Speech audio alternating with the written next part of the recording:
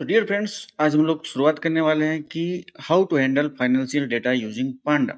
पांडा का यूज करके कैसे हम लोग फाइनेंशियल डेटा को हैंडल करेंगे उसके बारे में आज हम लोग पाइथन के थ्रू सीखेंगे। ठीक है, तो ये रहा आपके सामने, ये पाइथन की नोटबुक है। इस पे कोड लिखा हुआ है। मैं इस कोड को एक एक करके समझाते जाऊंगा और उसके बाद इस कोड को रन करेंगे और देखते हैं क्या आउटपुट निकलता है। तो कोई भी काम करने से पहले आपको क्या देखना होता है? सबसे पहले आपको लाइब्रेरी इंपोर्ट करनी होती है। ठीक है, तो यहाँ पे हमारे पास कौन-कौन सी इंपॉर्टेंट लाइब्रेरी हैं, तो सबसे पहली जो लाइब्रेरी है वो है पांडा। पांडा को हम पहले इंपोर्ट करेंगे। अच्छा, पांडा लाइब्रेरी को इंपोर्ट क्यों करेंगे? क्योंकि पांडा का ही तो यूज़ करके हम लोग डेटा का एनालिसिस करते हैं। डेटा को एक्सेल फॉर्मेट में हो या सीएसवी फॉर्मेट में हो, उसको रीड एंड राइट करते हैं। इसीलिए हम लोग पांडा का यूज़ करते हैं। जब आपको डेटा मिलेगा, शेयर स्टॉक मार्केट का डेटा मिलेगा तो ढेर सारा डेटा होगा। वह या तो एक्सेल फॉर्मेट में होता होगा या तो सीएसवी फॉर्मेट में होगा। उसको पहले हम लोग फ्रेम में कन्वर्ट करते हैं, फिर उसके बाद विजुअलाइजेशन करते हैं या उस पे कोई अन्य कैलकुलेशन करते हैं। ठीक है, तो इसके लिए पांडा को इंपोर्ट करना बहुत जरूरी होता है। इसके बाद हम लोग क्या करेंगे? Import y finance as y f. ये याहू फाइनेंस का के अंदर वाई याहू फाइनेंस एक एपीआई होती है। इसके अंदर सारे के सारे स्टॉक से रिलेटेड डेटा होते हैं। जैसे चाहे आपका एचडीएफसी बैंक हो गया या विप्रो हो गया या फिर एप्पल हो गया, इंडियन एनएससी हो गया, बीएससी हो गया, सबके डेटा इसमें होते हैं। तो यहाँ से हम लोग वो डेटा इंपोर्ट करते हैं। ठीक है, तो इसका जो डिनोट करने का तरीका है, import y finance as y f. तो वाई फाइनेंस क्या है? ये एपीआई है। ओके, अब उसके बाद क्या है? Import matplotlib dot pyplot as PLT. तो अब आपके पास डेटा आ गया।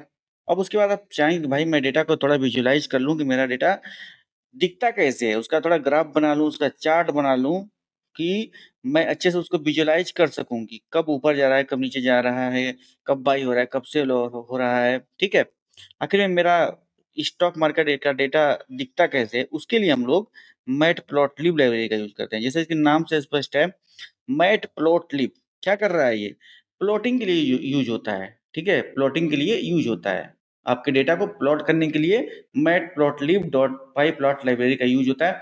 ये जो लास्ट में लिखा है H P L T, H Y F, H P D, ये क्या है? एलियास नेम है। क्योंकि हमें इस लाइब्रेरी का यूज बार बार करना रहेगा तो हम बार बार इसको इंपोर्ट नहीं करने जाएंगे।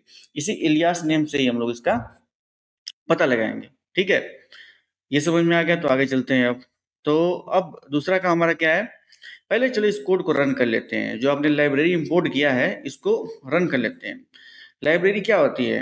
हथियार होता है बहुत। जो आपको जब युद्ध लड़ने जाएंगे तो सबसे जरूरी हथियार पहले आपको लेके चलना पड़ेगा, तो वही होता है ये लाइब्रेरी। ठीक है, Python is easy to use, easy to understand and you can do anything using the Python.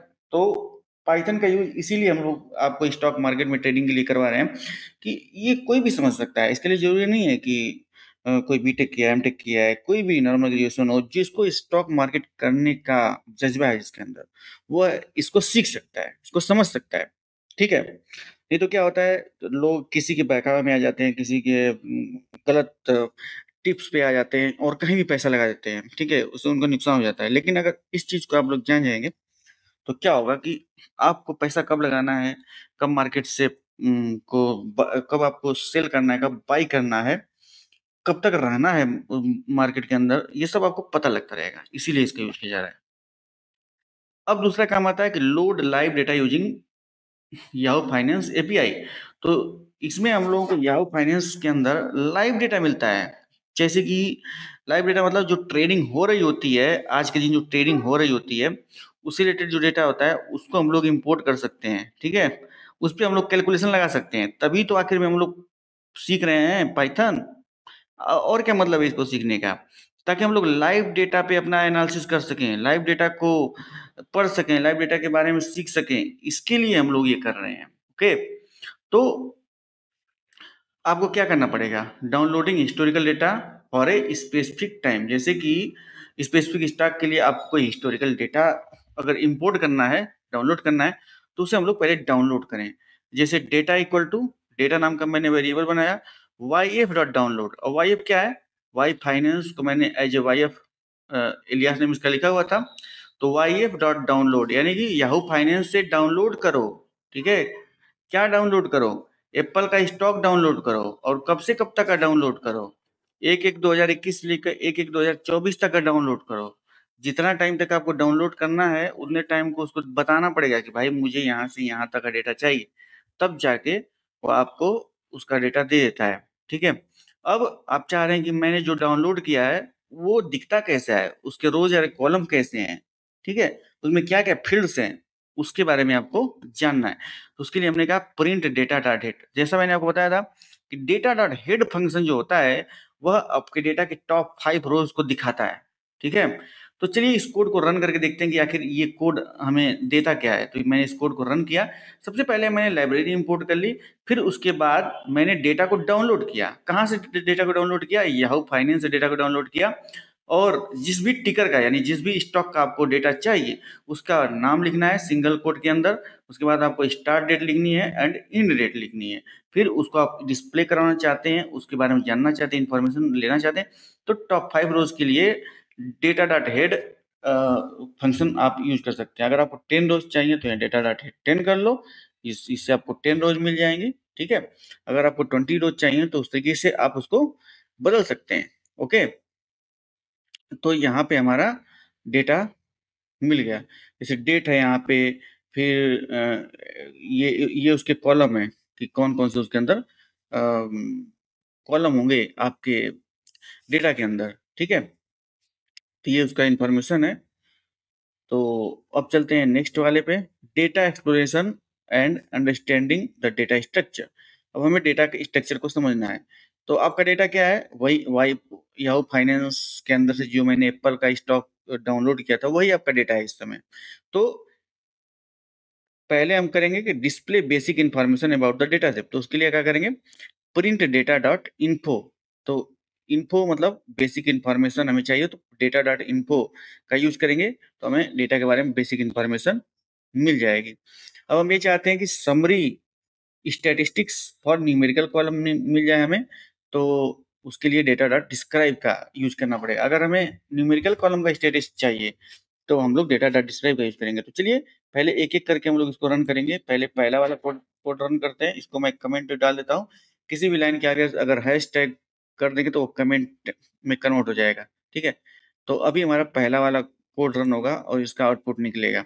Okay, तो डेटा डॉट इन्फो में डेटा के बारे में इंफॉर्मेशन प्रिंट करवानी है, तो प्रिंट डेटा डॉट इन्फो। तो डेटा का इन्फो क्या है ये देखिए, हमारा डेट टाइम इंडेक्स इसमें 753 एंट्रीज हैं और 4/1/2021 से 29/12/2023 तक इसमें डेटा है। ठीक है, क्योंकि मैंने उसको 1/1/2024 कहा था, तो इसने क्या डेटा दिया? 29/12/2023 तक का डेटा दिया। और यहाँ पे देखिए, अब डेटा कॉलम्स टोटल 6 कॉलम है इसके अंदर, 0 से लेकर 5 तक। इंडेक्सिंग 0 से शुरू हो रही है। इसके कॉलम कौन कौन से हैं? Adjacent close, close, high, low, open and volume. तो इसमें अंदर इसके अंदर 753 रिकॉर्ड है और कोई भी नल नहीं है। और यहाँ पे डेटा टाइप क्या है? फ्लोट है। फ्लोट वो होते हैं जिनको हम लोग डेसिमल नंबर से रिप्रेजेंट करने के लिए हम लोग फ्लोट का यूज करते हैं। और इंटीजर यानी इसमें कोई भी डेसिमल नहीं होगा, ये इंटीजर होगा। ठीक है, यहाँ पे D type float 64 and integer 64 ये हमारा डेटा टाइप है। मेमोरी यूजेज बताया है।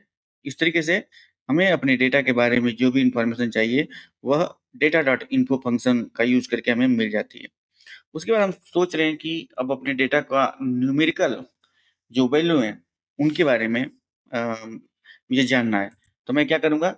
डेटा डॉट डिस्क्राइब फंक्शन का यूज करूँगा और ये फंक्शन मुझे अपने डेटा के न्यूमेरिकल्स के बारे में बता देगा। ठीक है, तो यहाँ पे देखिए प्राइस ट्रिकर, प्राइस टिकर, और ये एडजेसेंट क्लोज, ये क्लोजिंग है, ये high low and open, high low and open का डेटा दिखा रहा है।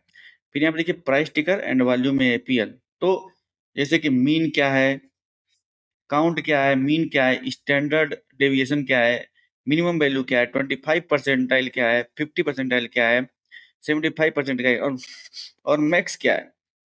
ये ये जो टिकर है ना, टिकर ही हमें बताता है कि कौन से स्टॉक का हम लोग यूज कर रहे हैं। जैसे टिकर मतलब क्या? जैसे एप्पल हो गया, फिर एचडीएफसी हो गया, विप्रो हो गया, कोई भी शेयर मार्केट हो का स्टॉक का नाम होता है ना, वो टिकर होता है, ठीक है। वॉल्यूम ये हमें वॉल्यूम इसका बता रहा है, वॉल्यूम हमारा इंटीजर वैल्यू है, ओके। अब हम लोग क्या करेंगे नेक्स्ट टास्क में, डेटा मैनिपुलेशन की operation selecting the filtering data, selecting specific column and filtering data based on condition. तो हम लोग कंडीशन लगा के डेटा की फिल्टरिंग करेंगे। तो पहला हमारा काम क्या है, selecting only open close and volume column. तो हमें केवल एप्पल स्टॉक में से open close and volume column का ही डेटा चाहिए हमें, ठीक है। तो इसके लिए मैं क्या करूंगा कि पहले जो मेरा दूसरा नंबर वाला कोड है उसको मैं पहले कमेंट में डाल देता हूं, ताकि एक ही चीज हमें डिस्प्ले हो वहां पे। तो ये देखिए, पहले मैं इसको कर देता हूँ, इस कोड को रन करता हूँ। इस कोड को रन करने के बाद मुझे टॉप की 5 रोज दिखेंगी, और जो टॉप की 5 रोज हैं उनका वैल्यू कुछ इस तरीके से है, सब में NaN वैल्यू यहाँ पे इस समय है, ठीक है। चलो, आप ये चाहते हो कि भाई मैं पीछे से टॉप की 5 रोज लूं, तो यहाँ पे मैं क्या लिखूंगा, 10 लिख दूंगा, ठीक है। इसको रन करके देखते हैं क्या होता है इसको रन करने के बाद। तो ये देखिए, वहां पे NaN नहीं है, तो जो शुरुआती वैल्यूज थे वहां पे NaN दिखा रहा था, लेकिन जो लास्ट की वैल्यू है वहां पे देखिए कोई भी NaN आपको नहीं मिलेगा, ठीक है। तो इस तरीके से हम लोग क्या कर सकते हैं, डेटा की फिल्टरिंग कर सकते हैं। इसमें हमें ओपन क्लोज एंड वॉल्यूम यही 3 कॉलम की जरूरत थी, तो इन्हीं 3 कॉलम को मैंने यहाँ पे यूज किया। अगर किसी एक कॉलम को यूज करना हो तो सिर्फ अ, उसका नाम लिखेंगे। जैसे मान लीजिए आपको क्लोजिंग डेटा पे एनालिसिस करनी है तो सिर्फ क्लोज लिखिए, ओपन डेटा का एनालिसिस सिर्फ ओपन ही रहने दीजिए, ठीक है। अब चलते हैं हम लोग filtering rows where the closing price is greater than a certain value. तो इसके लिए क्या करेंगे हम लोग, अब जो पहला वाला है इसको हम यहाँ पे कमेंट डाल देते हैं, और इसको हम लोग इनेबल कर देते हैं। तो देखिए, filtering rows where the closing price is greater than a certain value. तो हमारा हाई क्लोज जो है, वह क्लोजिंग वैल्यू जो है वो 150 से जहां भी हो उसको हमें प्रिंट करवाना है, उससे हमें प्रिंट करवाना है। चलिए, इसको हम प्रिंट करवाते हैं, और प्रिंट करने के बाद देखिए ये हमारा रिजल्ट आ गया, जहां पे भी हमारी क्लोजिंग वैल्यू 150 से ज्यादा है, ठीक है। ऐसे ही आप इसको यहाँ पे हेड भी लिख सकते हैं, यहाँ पे हेड भी लिख सकते हैं। हेड करेंगे तो यहाँ पे NaN आएगा, शुरू की वैल्यू जो है वो NaN वाली है, इसीलिए यहाँ पे NaN ही दिखाएगा, ठीक है। अब नेक्स्ट काम क्या है हमारा, adding new columns calculating returns. अब हम लोग अपने डेटा सेट में नया कॉलम ऐड करना चाहते हैं, तो उसको कैसे ऐड करेंगे। तो let's calculate daily return based on closing price. Closing price के आधार पर हमें डेली रिटर्न कैलकुलेट करना है। तो कैलकुलेटिंग डेली रिटर्न्स के लिए ये फॉर्मूला है, data daily return is equal to data close dot percentile change, ठीक है। और आपको अगर इसके बारे में डिटेल चाहिए तो इसके ऊपर अगर आप माउस ले जाएंगे तो कंप्लीट डिटेल आपको दिखा देगा कि इसका मतलब क्या है। तो परसेंटाइल चेंज का मतलब क्या है, fractional change between the current and prior element, computes the fractional change from immediately previous row by default. This is useful in comparing the fraction of change in a time. अभी देखिए ये हमारा, इसको print करवाना है close and daily return, और इसका head function क्या करता है, टॉप की 5 रोज हमें प्रिंट करके देगा। तो डेली रिटर्न को कैलकुलेट करने का फार्मूला कुछ इस तरीके से है, daily return is equal to closing data plus percentile into percentile change. तो ऐसे हम लोग डेली रिटर्न निकाल सकते हैं। तो इसको हम लोग थोड़ा सा प्रिंट करवा के देखते हैं कि डेली रिटर्न क्या बन रहा है, ओके।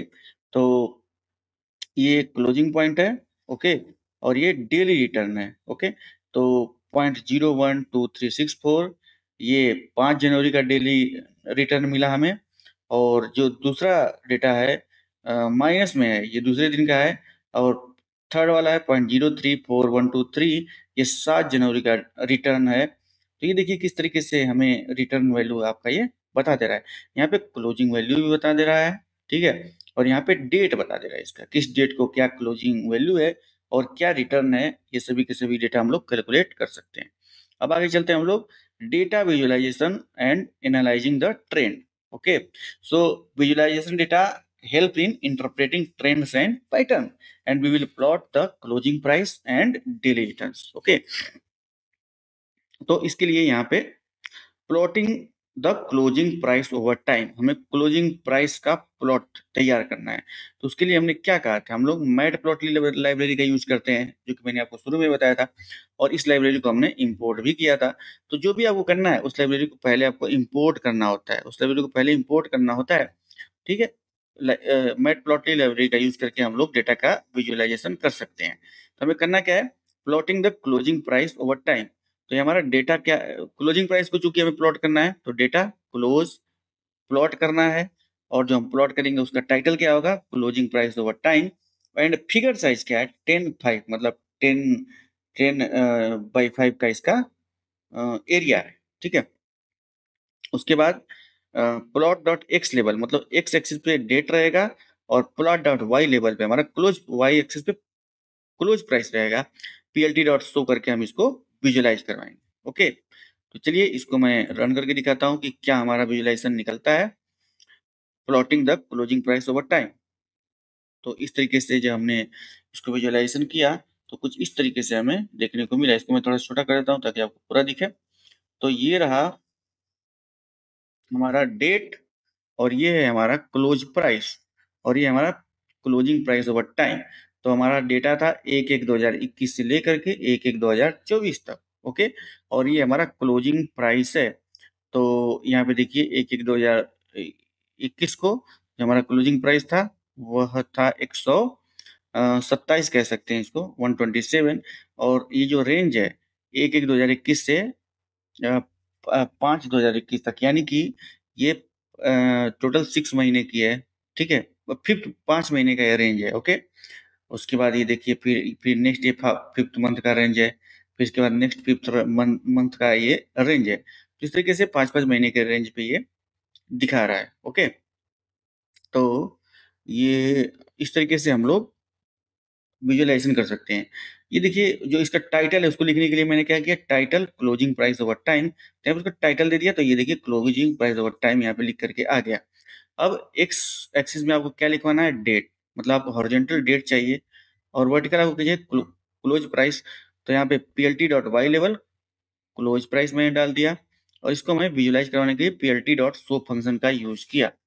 तो यहाँ पे हमारा किस तरीके से डेट, मतलब डेट के टाइम के साथ हमारा क्लोजिंग प्राइस कैसे चेंज हो रहा है, उसके बारे में ये कंप्लीट विजुअलाइजेशन है। ठीक है, तो इस तरीके से मैटप्लॉटलिब लाइब्रेरी का यूज करके हम लोग विजुअलाइजेशन करवा सकते हैं। अब हम लोग क्या करेंगे, plotting daily return as a line plot. ठीक है, लाइन प्लॉट, डेली रिटर्न को हमें लाइन प्लॉट की तरीके से विजुअलाइज करवाना है। ठीक है, तो उसके लिए data daily return dot plot, उसका टाइटल क्या होगा, डेली रिटर्न ओवर टाइम, और फिगर साइज क्या है 10/5, यानी हॉरिजॉन्टल वो 10 का लेंथ होगी, एंड जो वर्टिकल है वो 5 की लेंथ होगी। और आपका जो एक्स हॉरिजॉन्टल है, वो उसमें डेट हम लोग देंगे, और जो वर्टिकल है उसमें डेली रिटर्न, यानी डेली रिटर्न वर्सेस डेट का यह हमारा आउटपुट बनेगा। चलिए इसको हम लोग एक बार ड्रॉ करवा के आपको दिखा देते हैं, और ये लाइन प्लॉट का यूज किया गया है यहाँ पे। ठीक है, तो ये देखिए कुछ daily return and date, daily return versus date का हमारा कुछ इस तरीके से विजुअलाइजेशन आ गया। तो ये हैं कुछ तरीके जिनका यूज हम लोग फाइनेंशियल डेटा हैंडलिंग के लिए करते हैं। नेक्स्ट वीडियो में हम लोग इससे भी और एडवांस टॉपिक पढ़ेंगे कि और किन किन तरीके से हम लोग डेटा का विजुअलाइजेशन कर सकते हैं, और भी क्या हम लोगों को और कौन से पैरामीटर जो हम लोग विजुअलाइज कर सकते हैं, उसके बारे में देखेंगे। तो दोस्तों till then keep exploring and keep learning machine learning and deep learning.